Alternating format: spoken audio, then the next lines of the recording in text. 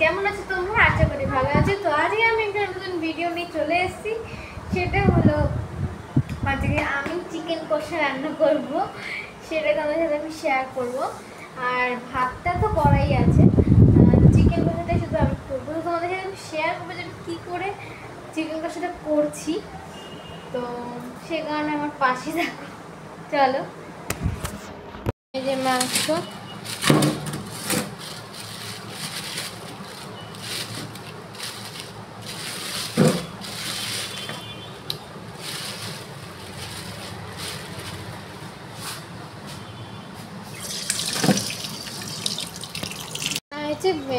কিংবা মানে কারণ হলো গিয়ে মঙ্গলবার দিন দিদিভাই আসবে, তো সেই কারণে অল্প মাংস, মানে সেদিন চিকেন রান্না করা হবে।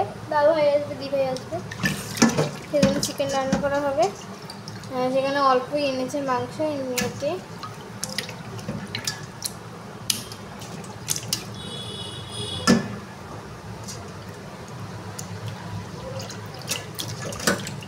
মানে দুবেলারই মাংস। এখানে আমি সলিড মাংসগুলো কেটে নেব, কারণ সন্ধ্যাবেলা পকোড়া করবো।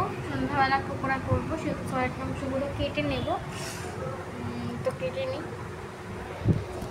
তো এই সলিড মাংসটা ফ্রিজে রেখে দেব, কারণ সন্ধ্যাবেলা পকোড়া বানাবো। এই যে সলিড মাংস অনেকটাই প্রায় হয়েছে। মাংস হচ্ছে এখন এইটুকু সলিড বাদ দিয়ে এর মধ্যে মশলা ম্যারিনেট করে দেবো। দিয়ে দেবো নুন, ভালো করে নুন মাখিয়ে নিয়েছি। এবার হলুদ গুঁড়ো, লঙ্কার গুঁড়ো একটু বেশি দেবো যেহেতু ঝালটা খাই, আর জিরে গুঁড়ো। মশলা কেটে রেখেছি। এখানে আমি তেল দিয়ে দিয়েছি কড়াইতে, তেলটা গরম হওয়ার জন্য। তেলটা প্রায় গরম হয়ে গেছে। তো এতে এখন আমি আলুগুলো দিয়ে দেবো।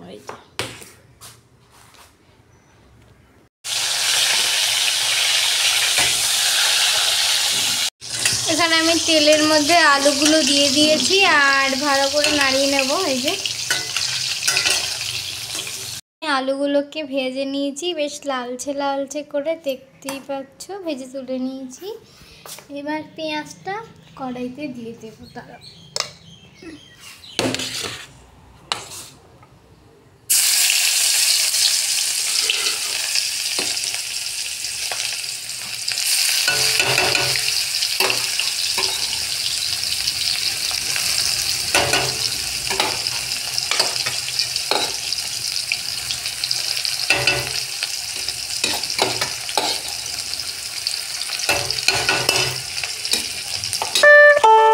₹32 received on PhonePe.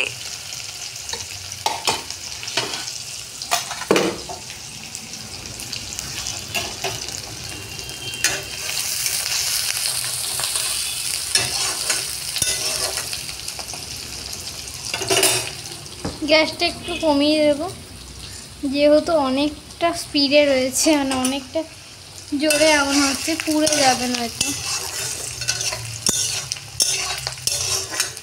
পেঁয়াজটা ভালো করে ভেজে নেব আমি, বেশ লালচে লালচে করে একটু ভাজা হয়ে গেছে। তো এবার এর মধ্যে আমি দিয়ে দেবো আদা রসুনের পেস্ট।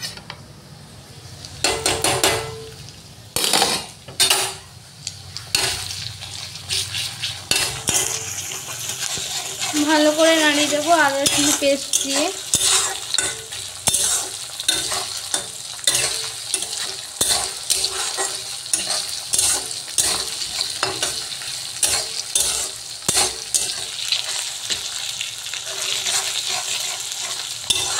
এখনই এটা অনেক সুন্দর দেখতে লাগছে। এবার আমি দিয়ে দেবো কাঁচা লঙ্কা কুচি, যেহেতু একটু ঝাল খাই আমরা, সেহেতু কাঁচা লঙ্কা কুচি এর মধ্যে আমি দিয়ে দিলাম। এবার আমি এর মধ্যে দিয়ে দেবো টমেটো সস, বিকজ টমেটো নেই, টমেটো শেষ হয়ে গেছে। এবার সবই এনেছি, এবার মাথাতেই ছিল না যে টমেটো শেষ হয়ে গেছে, সেহেতু একটা টমেটো প্যাকেট ছিল সসের, সেটাই দিয়ে দিলাম।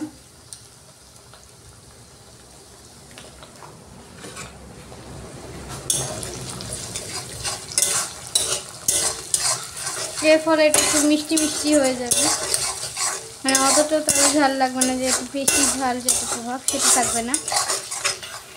মশলা ভালো করে কষে গেছে, এবার এর মধ্যে আমি আগে থেকে ম্যারিনেট করে রাখা মাংসটা দিয়ে দেব।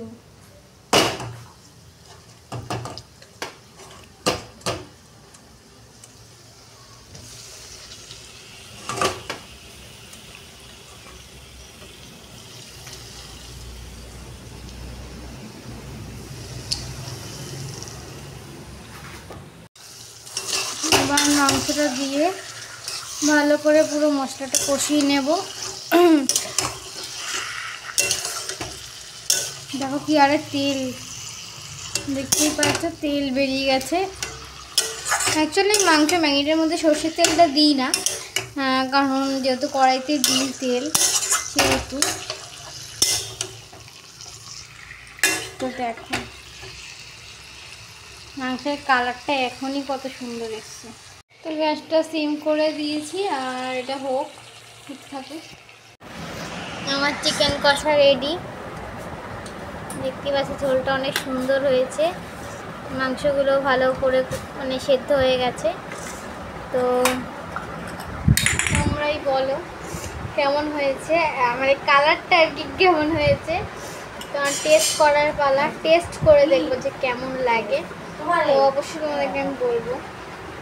তো চলো, তো মাংসটা খেলাম, মানে আমি ভাবতে পারি না এবার এটা এত ভালো হবে। আগেরবারে যখন মাংস বানিয়েছিলাম পুরো সাদা হয়েছে, তখন আরও বেশি মাংস ছিল, আজ যখন অল্প সেখানে বেশি মাংস ছিল, তো একদম সাদা হয়েছে, মানে মশলাটা তেমনটা হয়নি। তো আজকের মাংসটা সেই তুলনায় মানে অনেক অনেক অনেক বেটার, মানে অনেকটাই রং এসছে। তোমরাই বলবো যে মাংসের কালারটা কেমন এসছে। আমার ভিডিও ভালো লেগে থাকলে লাইক, কমেন্ট, সাবস্ক্রাইব অবশ্যই করো।